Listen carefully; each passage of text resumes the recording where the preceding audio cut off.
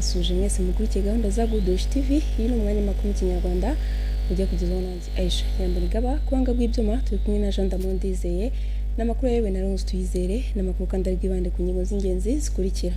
Ikigo cy'igihugu gishinzwe amashuri makuru HEC cyatangaje ko guhera ku wa 24 Ukuboza 2025 gusaba icyangombwa cyemeza ko impamyabumenyi yatanzwe na kaminuza n'amashuri makuru yo mu mahanga yakoreshwaga mu Rwanda bizajya bikorerwa ku rubuga rw'Irembo. Turaza kubabwira ko kwa 26 Ukuboza buri mwaka hari umunsi ukurikirana Noheli mu gihe abakristo hirya no hino ku isi baba bizihiza umunsi w'ivuka rya Yesu. Uyu munsi rero hari n'undi utuje w'ibyishimo abatuye isi bose baba barimo, ariko ufite isomo rikomeye ariwo Boxing Day.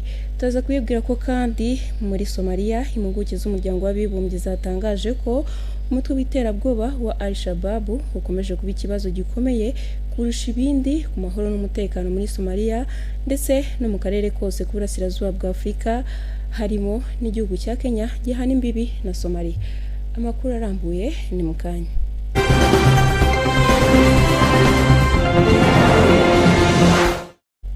Ikaze mu makuru yacu mu buryo burambuye. Ikigo cy'igihugu gishinzwe amashuri makuru HEC cyatangaje ko guhera kwa 24 Ukuboza 2025 gusaba icyangombwa cyemeza ko impamyabumenyi yatanzwe na kaminuza n'amashuri makuru yo mu mahanga yakoreshwaga mu Rwanda bizajya bikorerwa ku rubuga rw'Irembo. Reka twumve byinshi muri rambuye na Rosina Bizera.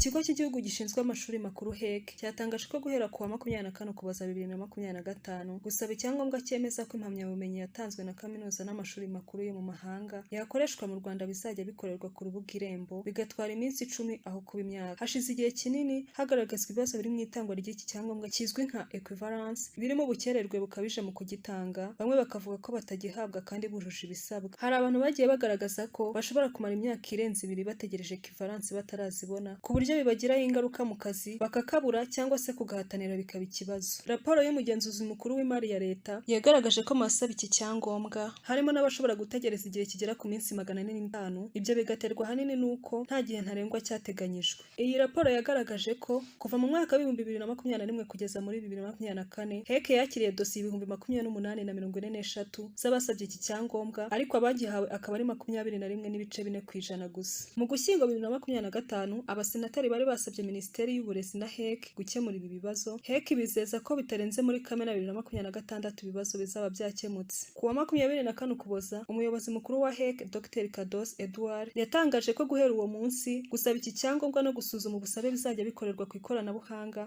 kandi ugisaba azajya kibona mu minsi 10 y'akazi. Dr Kados yavuze ko kandi iyi systeme yibanda ku bipimo by'uburezi, icyizere iki kigo gifitiwe n'umwimerere mu gihe cyo kugenzura no gusuzuma impamyabumenyi zitangirwa mu mahanga. Ku ikoranabuhanga hari ibyangombwa usaba equivalence atazongera gusabwa, birimo iby'inzira, icyangombwa kigaragaza ko wemerewe kwiga muri kaminuza cyangwa ishuri rikuru ryo mu Rwanda, n'amasezerano y'akazi ku bashaka gukorera mu gihugu. Abasabaga iki cyangombwa mu Rwanda nta kiguzi batangaga, ariko kubera aya mavugurura umunyarwanda ufite impamyabumenyi yakuye mu mahanga azajya yishyura ibihumbi 60 by'amafaranga y'u Rwanda, umunyamahanga yishyura amadolari 120. HEC yasobanuye ko mbere yo gufata icyemezo cyo gushyiraho ubu bwishyu yabanje gusuzuma uko mu bindi bihugu byo mu karere bigenda, isanga nta gihendo kirimo kuko ahandi bayarenza. Dr Kadosi yatangaje ko abasaba iki cyangombwa bazajya bishyura kubera ko HEC izajya yifashisha abantu bo mu nzego mpuzamahanga zigenzura umwimerere w'impamyabumenyi kandi izajya ibishyura, mu gihe andi mafaranga azifashishwa mu mikorere y'urubuga rw'ikoranabuhanga. Ku banyamahanga bazajya bishyura amafaranga menshi ugereranyije n'abanyarwanda. HEC yasobanuye ko biterwa n'uko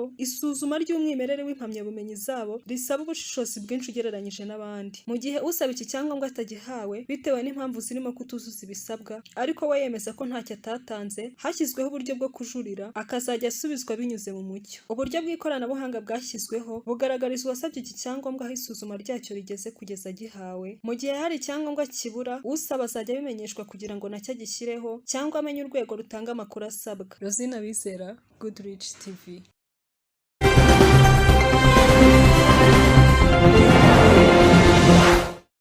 Rosine Abizera turamushimiye. Imishinga 5 igamije iterambere ry'abaturage baturiye pariki y'igihugu ya Nyungwe mu turere 5 yatoranyirijwe gusaranganya miliyari 1 na miliyoni 200 y'amafaranga y'u Rwanda muri gahunda igamije kubasangiza amafaranga ava mu bukerarugendo. Reka twumve inkuru irambuye na Dani Habimana. Mishinga 6 igamije iterambere ry'abaturage baturiye pariki y'igihugu ya Nyungwe mu turere 5 yatoranyijwe gusaranganya miliyari 1 na miliyoni 200 z'amafaranga y'u Rwanda muri gahunda igamije kubasangiza amafaranga ava mu bukerarugendo. Iyo mishinga yatoranyijwe n'urwego rw'u Rwanda rw'iterambere RDB irimo 2 mu karere ka Karongi, umwe w'i Rusizi, umwe wa Nyamasheke, uwa Nyaruguru n'uwa Nyamagabe. Umuyobozi ushinzwe guhuza pariki y'igihugu na Nyungwe n'abaturage Nihemuka Pierre yavuze ko akarere ka Nyamasheke kagenewe miliyoni 375 z'amafaranga y'u Rwanda, Rusizi higenerwa miliyoni 228 z'amafaranga y'u Rwanda, Nyamagabe higenerwa miliyoni 268 z'amafaranga y'u Rwanda, Nyaruguru higenerwa miliyoni 268 z'amafaranga y'u Rwanda, naho Karongi higenerwa miliyoni 107 z'amafaranga y'u Rwanda.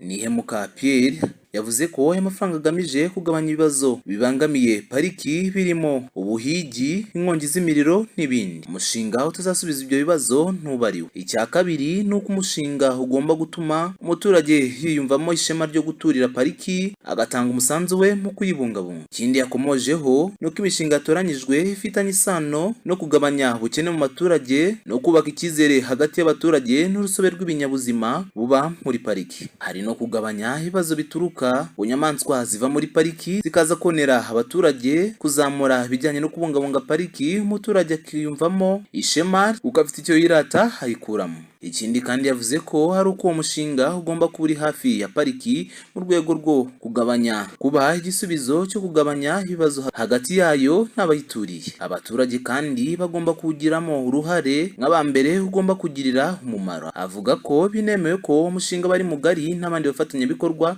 bemerewe kuwugaragaramo kugira ngo urusheho gutungana. Yanagarutse kwiga ijanisha ry'uburyo yatanzwe umwaka ushize yakoreshejwe. Yavuze ko akarere ka Karongi kaje ku isonga ku ijanisha ry'100%, Nyamasheke igera hafi 100%, Nyamagabe yakoresha ku ijanisha rya 87%, Rusizi yakoresha ku ijanisha rya 66%, naho Nyaruguru iri kuri 0%. Umuyobozi w'akarere ka Nyaruguru Dr. Urwanashyaka Emmanuel yatanze impamvu hari amafaranga atarakoreshejwe. Umuyobozi ushinzwe iki kigo gishinzwe imicungire ya pariki ya Nyungwe Nigaba Portara yashimiye abaturage babyaza umusaruro aya mahirwe igihugu kibaha n'ubuyobozi bwabo bibafashamo bakarushaho kumva akamaro kayo no kuyibungabunga. Yasabye kwirinda no kurwanya ibiyangiza birimo ubuhigi bw'inyamaswa, kuyitwika, n'abakoresha umuhanda wa karimbo uyinyuramo bakirinda kugonga inyamaswa, gutamo imyanda n'ibindi byabangamira urusobe rw'inyamaswa ruyirimo. Abayituriye bavuga ko ibyo bakorerwa binyuze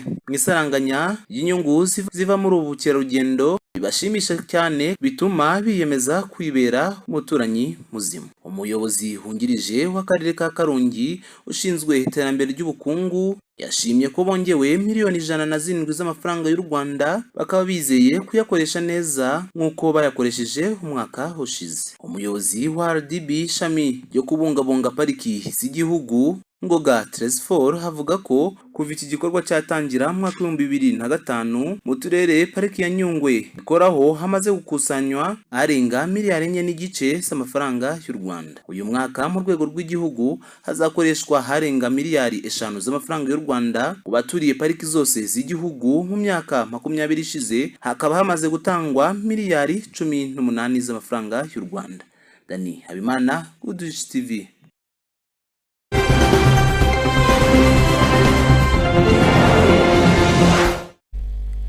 Dani Habimana turamushimiye. Ubuyobozi bw'akarere ka Ngoma bwakoze inyigo y'umuhanda uzengurutse ikiyaga cya Sake ureshya n'ibirometero 42 kugira ngo utangire gutunganywa hagamije gukurura ba mukerarugendo. Reka twumve byinshi mu irambuye na Mikirakoze. Ubuyobozi bw'akarere ka Ngoma bwakoze inyigo y'umuhanda uzengurutse ikiyaga cya Sake ureshya na kilometero 42 kugira ngo uzatangire utunganywe mu gukurura ba mukerarugendo. Ikiyaga cya Sake giherereye mu karere ka Ngoma, gikora ku mirenge ya Sake, Rukumberi na Jarama. Umuhanda ukizengurutse ureshya na kilometero 42. Kuva watangiye kubakirwa umuhanda wa kaburimbo Ngoma Bugesera, iki gice cyatangiye kuba nyabagendwa cyane ku buryo hari n'abatangiye kubaka amahoteli. Umuyobozi w'akarere ka Ngoma Niyonagira Nathalie yabwiye itangazamakuru ko kuri ubu bamaze gukorera inyigo umuhanda uzengurutse iki kiyaga cya Sake ureshya na kilometero 42 kugira ngo ukorwe neza iki gice cyose kibashe gukurura ba mukerarugendo benshi. Yavuze ko bamaze kwegereza ibikorwa remezo birimo amashanyarazi n'amazi ku buryo bifasha abifuza kuhashora imari. Uyu muyobozi kandi yavuze ko bari no gushakisha amafaranga yo kubaka uwo muhanda mushya. Yabivuze avuga ko hari abantu batangiye imishinga yabo yo kubaka amahoteli kandi ko bahafite umushinga wo kubaka umuhanda uzengurutse ikiyaga kugira ngo nibura hagire ibikorwa bihakorerwa bizana ba mukerarugendo binongera iterambere mu karere ka Ngoma, ariko kandi nanone ko hari ibikorwa bikiri mu mishinga kuko ingengo y'imari itaraboneka. Meya Niyonagira yavuze ko bateganyije ko uwo muhanda uzaba urimo laterite uzaba ari mwiza ku buryo hakorerwa amarushanwa y'amagare, ay'imodoka n'ibindi bikorwa byakurura ba mukerarugendo. Asobanura ko iyo abantu bamenye ko ahantu ari heza, ikiba gikurikiyeho ari ukuhabyaza umusaruro, yaba ayo marushanwa, yaba ubworozi bw'amafi buteye imbere ndetse n'ibindi. Akomeza agaragaza ko igishushanyo mbonera kigaragaza ibyiza bahakorera kandi rwose babirimo nubwo batari babona ingengo y'imari ariko babiteganya vuba. Uyu muyobozi yavuze ko umuhanda wa kaburimbo Ngoma Ramiro watumye ibiyaga byo muri aka karere birushaho kugira agaciro, aho bafite ba rwiyemezamirimo benshi bari kubyubakaho amahoteli n'ibindi bikorwa bikurura ba mukerarugendo. Irakoze Mick, Goodrich TV.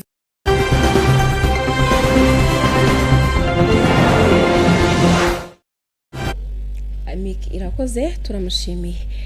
Turaza kubabwira ko kandi muri gahunda twisemenya amateka y'itariki cyo makuru yacu twabategura ikigereranyo kivuga ko ku itariki ya 26 Ukuboza ari umunsi ukurikira Noheli, mu gihe abakristo hirya no hino ku isi baba bakizihiza umunsi w'ivuka rya Yesu. Uyu munsi rero hari n'indi si y'ibyishimo abatuye isi baba barimo, ariko ufite isomo rikomeye, ari wo munsi wa Boxing Day.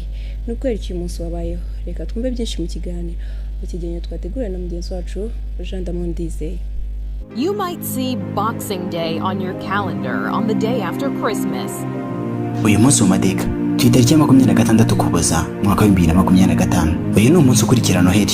Mu gihe isi bikiri umunezero w'ivuka rya Yesu, hari ikindi gikorwa gituje kandi gifite isomo rikomeye, Boxing Day. Uyu ni umunsi w'ubugiraneza, wo gufasha abakene, gusangira n'abatagira icyo bafite. Ni umunsi uturuka mu muco ariko ufite umutima wo gutanga aho gukira, gukunda aho kwishakira, gushaka aho kwiyitaho. Kuri benshi ni umunsi w'ikiruhuko, ariko ku bafite umutima ni umunsi wo gutanga ibyishimo ku bandi. Umunsi wa Boxing Day watangiye mu kinyejana cya 19 mu Bwongereza, mu gihe cy'abami b'Abongereza n'igihe cya Queen Victoria. Abakire bari bafite abakozi, kandi nyuma ya Noheli ku itariki ya 26 Ukuboza babahaga agasanduku k'impano karimo amafaranga, imyenda cyangwa ibiribwa byo gusangiza imiryango yabo. Niho havuye izina Boxing Day, risobanura umunsi w'amasanduku y'impano. Icyo gihe abakozi babonaga umunsi umwe gusa wo kuruhuka no gusura imiryango yabo uwo munsi, bityo waje kuba umunsi w'ingenzi mu mico y'Abongereza, maze no mu bihugu byahoze bikolonizwa nabo nka Australia, Canada ndetse n'ibindi bihugu. Uyu munsi wigaruye imitima ya benshi. Boxing Day ntabwo ari umunsi wo kwigurira ibindi, ni umunsi wo gushyira abandi imbere yacu. Ni igihe cyo gusura abageze mu zabukuru, gufasha abakene, gutanga impano mu nsengero, mu bigo by'imfubyi no mu miryango itishoboye. Mu mico y'ubu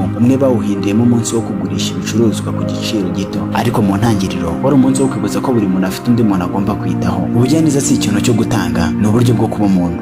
Mu Bwongereza Boxing Day ni umunsi w'ibiruhuko bya leta, abantu barasohoka bakajya kureba imikino, gusura inshuti no gusangira. Muri Canada ni umunsi w'amahirwe yo kugura ibintu ku giciro gito, ariko nubwo ari ubucuruzi benshi bawufata nk'umwanya wo gufasha abandi. Muri Australia ni umunsi w'imikino y'imyidagaduro, Boxing Day Test match mu mukino wa cricket ni ikirori gikomeye. No muri Afurika uyu munsi watangiye kwinjira mu muco w'abantu. Mu Rwanda, muri Uganda, Kenya n'ahandi abantu bafata nk'umwanya wo kuruhuka, gusura imiryango cyangwa gutanga impano ku batishoboye.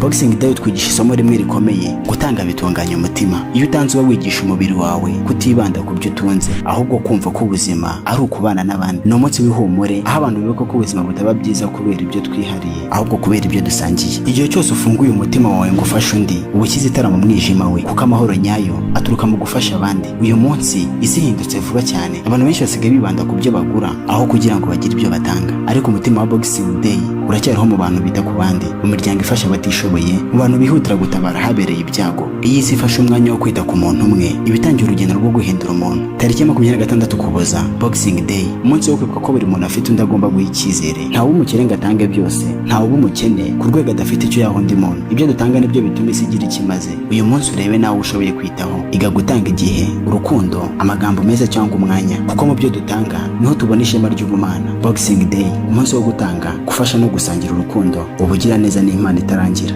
Uyu munsi mu mateka nangisoreje, nigucika amakuru ya Good Television, hamwe na Jean Damoro Ndizeye. Mugire ibihe byiza.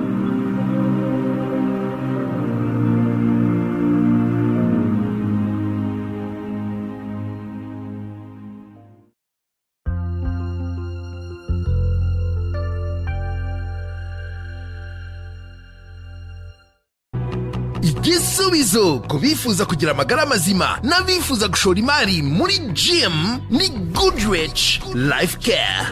Ibazaniye fitness gym zirimo ibyuma bigezweho mu gukangura umubiri no kurinda indwara, ndetse n'uburyo bwo gutunga imashini imwe cyangwa gym yose ukishyura mu byiciro aho waba uri hose muri Afurika. Si ibyo gusa kandi kuko iri gutanga amasomo y'igihe kigufi ku bifuza kuba gym na fitness instructors ndetse na massage therapists. Dusanga i Kigali Kicukiro mu nyubako ya Dezami, urenze akarere mu majyepfo mu Ruhango muri etaje iteganye na gare, ndetse no muri Canada mu mujyi wa Toronto. Ibisobanuro mwaduhamagara kuri nimero ziri kuri ekara zanyu. Ikaze muri Goodrich Life Care, aho muri Mega Global Market twabazaniye inyunganiramirire zitandukanye zituruka mu bihugu birimo Leta Zunze Ubumwe za Amerika, Ubuhinde no mu Bushinwa. Twabazaniye Expower Coffee ibungabunga ubuzima bwa prostate, yongera ubushake ku bagabo mu gikorwa cy'imibonano mpuzabitsina, yongerera imbaraga abagabo mu gihe bakora imibonano mpuzabitsina, yongera amasohoro ikagabanya n'ibyago byo kurwara indwara ya prostate. Best Kids Brain Gummies itanga gukura neza no kwaguka k'ubwonko kw'abana, izamura ubushobozi bwo gutekereza ndetse no kurinda ubwonko bw'abana guhungabana, inubaka kandi igikuriro ndetse n'igihagararo cy'umwana. Brain Booster ifasha ubwonko ku bantu bagira ikibazo cy'umutwe udakira, ifasha kurinda kuvura umunaniro ukabije bizwi nka stress, ku bantu badasinzira neza ibafasha gusinzira, ifasha kandi abantu bagira ikibazo cyo kwibagirwa. Iyi produit yitwa Fititi. Iyi ngiyi igufasha kugabanya ibinure binyuze mu igogorwa ry'umubiri, isohora kandi imyanda mu mara, isukura ikanayungura amaraso. Iyi kandi ikura uburozi mu mubiri bizwi nka toxine. Best Lady Care ifasha kuringaniza imisemburo y'abagore n'abakobwa, ndetse kandi igafasha abagore batagira ubushake bwo gukora imibonano mpuzabitsina. Ifasha kandi kongera ubwiza bw'abagore kuko irimo anti-age ituma umuntu adasaza imburagihe. Man Prime ibungabunga ubuzima bwa prostate, yongerera ubushake ku bagabo mu gikorwa cy'imibonano mpuzabitsina, yongerera imbaraga abagabo mu gihe bakora imibonano mpuzabitsina, yongerera amasohoro ikagabanya n'ibyago byo kurwara indwara ya prostate. Tubafitiye kandi Fish Oil. Iyi ngiyi igufasha kuringaniza umuvuduko w'amaraso akajya ku murongo, ifasha ubuzima bw'umutima, amagufwa ndetse n'ubwonko, yongera ubudahangarwa bw'umubiri. Ikindi kandi Fish Oil ifite ubushobozi bwo gutwika urugimbu rudakenewe mu maraso. Ku bindi bisobanuro mwaduhamagara kuri 0782 31 76 22 cyangwa 0782 304 Mushobora no kudusanga aho dukorera mu karere ka Kicukiro, ruguru y'aho akarere gakorera ahazwi nko ku Badezami, uzamuka ugana muri gare rusange ya Nyanza. Gahunda z'umunsi zitangiwe no gukora siporo, burya amahirwe menshi ni ukubuza guhirwa. Kora siporo kandi mu buryo bukonogeye. Mega Global Market urahasanga G-Vibration Plate, imashini ituma ukora siporo utavuye mu rugo, ikomeza amagufa, umubiri ukaba uri fit, ituma umubiri uba utoshye, ikamura ibinure bidakenewe, igatuma amaraso atembera neza. Kora massage y'ibirenge iwawe mu rugo nta stress hakoreshejwe imashini zikoranye ubuhanga. Ibirenge biratondekara nyuma y'umunsi muremure waguteje umunaniro. G-Sport Massage irabikemura. Sibyo gusa, G-Leg Beautician nayo n'indi mashini yihariye, kandagiramo wicaye mu ntebe iwawe maze amaguru yawe ahabwe massage y'igisirimu, ifasha by'umwihariko abageze mu zabukuru. Izi mashini zose zihari ngo ubuzima bwawe bugende neza. Zibarize muri Mega Global Market mu mujyi wa Kigali. Hamagara nimero ya telefone ubona kuri ekara yawe cyangwa uba wagurira kuri uru rubuga rwa internet.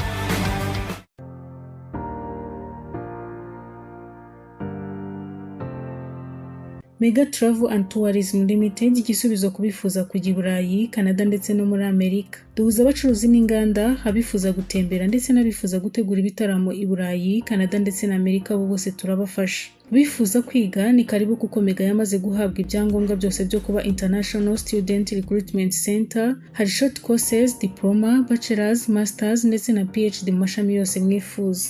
Tubafitiye kandi scholarship muri Canada, Europe ndetse no muri USA. Tubafasha gushaka visa zaba iz'igihe gito ndetse n'iz'igihe kirekire. Tubafasha kandi kubona amatike y'indege ndetse n'amahoteli. Tubafasha kubona akazi n'ibyangombwa byo gukorera i Burayi ndetse no muri Canada. Mutugane tubafashe gukabya inzozi zanyu. Dukorera mu mujyi wa Kigali mu karere ka Kicukiro, haruguru y'ibiro by'akarere ahazwi nko ku Badezami. Ku bindi bisobanuro waduhamagara kuri nimero yacu ngendanwa 078 83 17 wanadusura kandi ku rubuga rwacu wa3.megaglobalink.com. Mutugane tubafashe gukabya inzozi zanyu.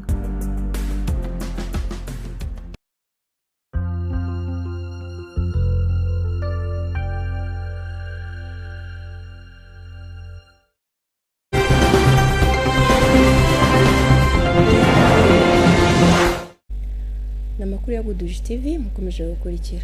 Muri Somalia, impuguke z'umuryango w'abibumbye zatangaje ko umutwe w'iterabwoba wa Al-Shabaab ukomeje kuba ikibazo gikomeye kurusha ibindi ku mahoro n'umutekano muri Somalia ndetse no mu karere kose k'uburasirazuba bwa Afurika, harimo n'igihugu cya Kenya gihana imbibi na Somalia. Reka twumve byinshi makuru arambuye mu mahanga na Leonce Tuyizere. Tubahaye ikaze mu makuru avugwa mu mahanga. Tugiye guhera muri Somalia. Impuguke z'umuryango w'abibumbye zatangaje ko umutwe w'iterabwoba Al-Shabaab ukomeje kuba ikibazo gikomeye kurusha ibindi ku mahoro n'umutekano muri Somalia ndetse no mu karere kose k'uburasirazuba bwa Afurika, harimo n'igihugu cya Kenya gihana imbibi na Somalia. Muri raporo yashyizwe ahagaragara, izo mpuguke zikaba zavuze ko nubwo ingabo za leta ya Somalia ku bufatanye n'izindi nzego mpuzamahanga zikomeje kuba zarwanya Al-Shabaab, uwo mutwe ugifite ubushobozi bwo gukora ibitero bikomeye kandi byateguwe neza, cyane cyane binyuze mu bitero by'ubwihisho ndetse n'ibindi bitunguranye. Al-Shabaab ikaba ifitanye isano n'umutwe wa Al-Qaeda, ikaba itagarukira kugaba ibitero byica abantu gusa, ahubwo ikaba inakabana amafaranga ku gahato, ikanafata abana ndetse n'urubyiruko ikabinjiza mu gisirikare, ndetse ikaba ifite n'imbaraga zo gukwirakwiza ubutumwa bwayo hifashishijwe itangazamakuru. Iyi raporo yanibukije ko kuwa 18 Werurwe uyu mwaka hageragejwe kwica perezida wa Somalia i Mogadishu, igaragaza ko n'umurwa mukuru w'igihugu ugikomeje kwibasirwa n'uyu mutwe. Kuwa kabiri inama y'umutekano ya Loni yemeje ko igiye kongera igihe cy'ingabo z'umuryango wa Afurika yunze ubumwe ziri muri Somalia kugera ku itariki ya 31 Ukuboza 2026. Izo ngabo zikaba zigizwe n'abantu 11,826 kandi zikaba zifite uruhare rukomeye mu guhagarika iterabwoba no kugarura amahoro muri icyo gihugu. Muri Kenya, Al-Shabaab ikomeje kugaragaza ubukana bwayo binyuze mu bisasu bya Eid. Ibingibi bikaba bigizwe no kuba banashimuta abantu ndetse no kugaba ibitero ku baturage, cyane cyane mu turere twegereye umupaka wa Somalia. Raporo inavuga ko uyu mutwe wakoze ibitero hafi ya 6 buri kwezi muri Kenya muri uyu mwaka. Impuguke za Loni kandi zanagaragaje ko impungenge zikomeje kwiyongera ku mutwe wa Islamic State muri Somalia, zivuga ko nubwo ari muto ugereranije na Al-Shabaab uri kugenda waguka kandi ushobora no guteza ikibazo gikomeye ku mutekano w'akarere. Amakuru avugwa mu mahanga reka tuyakomereze muri Nigeria. Perezida Zunze Ubumwe za Amerika Donald Trump yatangaje ko ku mugoroba wo kwa 25 Ukuboza 2025 ingabo z'igihugu cye zagabye igitero gikomeye ku mutwe w'iterabwoba Islamic State mu majyaruguru y'uburengerazuba bwa Nigeria. Iki gitero kigabwe nyuma y'iminsi myinshi Amerika igaragaza ko ibyihe bikomeje kwibasira abakristo mu majyaruguru y'uburengerazuba bwa Nigeria, kandi ko leta ya Nigeria ntacyo ibikoraho. Amerika yashyize Nigeria ku rutonde rw'ibihugu biteje impungenge bitewe n'ibitero by'ibyihebe. Mu Gushyingo 2025 Trump yaburiye Nigeria ko iki gihugu kizababara abakristo mu gihe ubwicanyi bubakorerwa butari bwahagarara. Leta ya Nigeria yo yemeje ko koko ibyo byihebe bitera abasivile bikaba n'abashimuta, ariko ivuga ko abibasirwa atari abakristo gusa, ko ahubwo nabo mu yandi madini ririmo na Islam nabo bibasirwa. Ubuyobozi bw'ingabo za Leta Zunze Ubumwe za Amerika zishinzwe Afurika bwatangaje ko iki gitero cyagabwe muri leta ya Sokoto kandi ko cyahamije ikigo cy'imyitozo cy'umutwe wa Islamic State. Ni mu gihe umwe mu bayobozi bo muri Amerika yanatangaje ko iki gitero cyifashishije ubwato ndetse n'indege. Africom kandi yemeza ko ibi byihebe byinshi byishwe kandi ko nta makuru agaragaza ko hari umusivili wapfuye cyangwa se wakomeretse. Minisitiri w'intambara muri Amerika Peter Hegseth akaba yatangaje ku mbuga nkoranyambaga ko ubu bwicanyi bukorerwa abakristo b'inzirakarengane muri Nigeria bugomba guhagarara kandi ko ibindi bikorwa bishobora gukurikira. Minisiteri y'Ububanyi n'Amahanga ya Nigeria nayo yatangaje ko habayeho ubufatanye bw'inzego z'ubutasi z'iki gihugu ndetse n'icya Leta Zunze Ubumwe za Amerika kugira ngo icyo gitero kigende neza. Amakuru avugwa mu mahanga reka tuyakomereze muri Cambodia. Igihugu cya Cambodia cyashinje ingabo za Thailand kugaba ibitero byo mu kirere bikomeye kandi by'agashinyaguro n'ubwo impande zombi zikomeje ibiganiro bigamije guhosha amakimbirane amaze igihe kirekire ku mupaka uhuza ibihugu byombi. Ikigo cy'itangazamakuru cya leta ya Cambodia cyatangaje ko indege z'intambara za Thailand zarashe ibisasu byinshi mu gitondo cyo kuri uyu wa gatanu hafi y'umudugudu wa Choke kandi bikaba abingibi ari mu majyaruguru byakorewe ashyira uburengerazuba bwa Cambodia bigateza isenyuka rikomeye ry'amazu y'abaturage, imitungo n'ibikorwa remezo bya leta. Nyuma yaho ingabo za Thailand ngo zongeye kurasa ibisasu bya artillery mu gace ka Stongbot hafi y'umupaka nk'uko byatangajwe n'ikigo cy'itangazamakuru Agence Kampuchea Press. Minisiteri y'ingabo ya Cambodia yamaganye ibyo bitero ibyita ibikorwa bikomeye by'ubugome byashyize mu kaga ubuzima bw'abasivile n'ibikorwa remezo byabo. Ivuga ko ibitero byagabwe ahitwa Chukche byari by'agashinyaguro kandi bitabirimo ubumuntu. Izi mvururu nizo ziheruka mu kongera kubura imirwano kuva ku itariki ya 8 Ukuboza ubwo agahenge kabayeho nyuma y'amasezerano yagizwemo uruhare na Leta Zunze Ubumwe za Amerika na Malaysia mu kwezi k'Ukwakira. Kuva icyo gihe imirwano imaze kwica abantu byibura 96 nk'uko abayobozi b'impande zombi babitangaza, mu gihe abandi bantu bagera kuri 1 miliyoni bimuwe bakavanwa mu byabo. Kwa gatatu abayobozi b'ingabo za Thailand ndetse na Cambodia bakoze ibiganiro byabo bya mbere kuva imirwano yakubura ariko ntabwo byigeze bitanga umusaruro.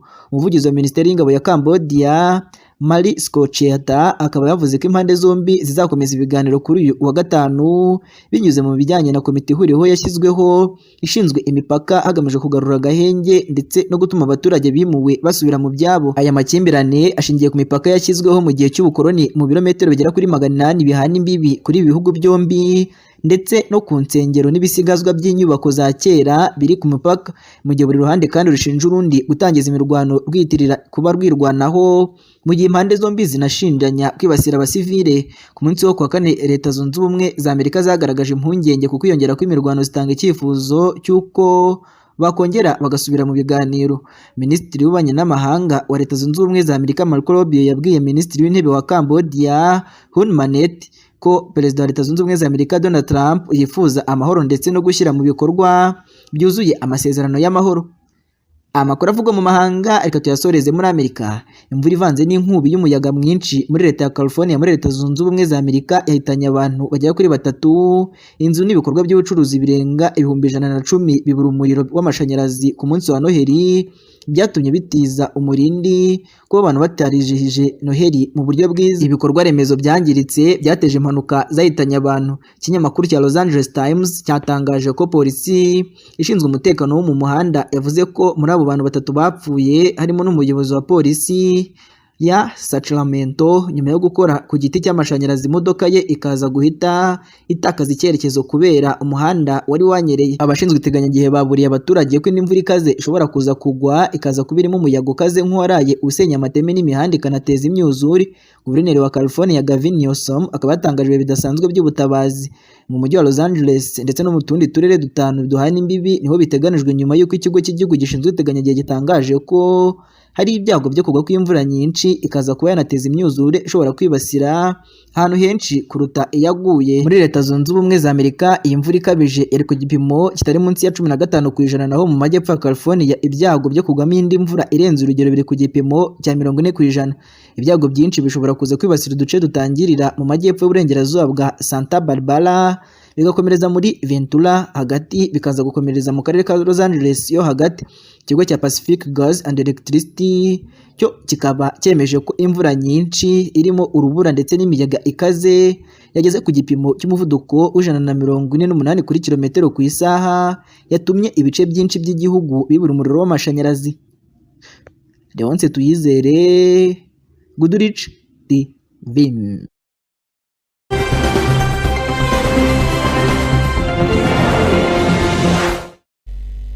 Leonce Tuyizere turamushimiye. Amakuru yo mu mahanga niyo tuje ku musozo wayo twari twabateguriye. Nge mwari kumwe ni Aisha Nyambanigaba, kwanga bw'ibyuma twari kumwe na Jean Damon Ndizeye. Namakuru yarayobowe na Leonce Tuyizere.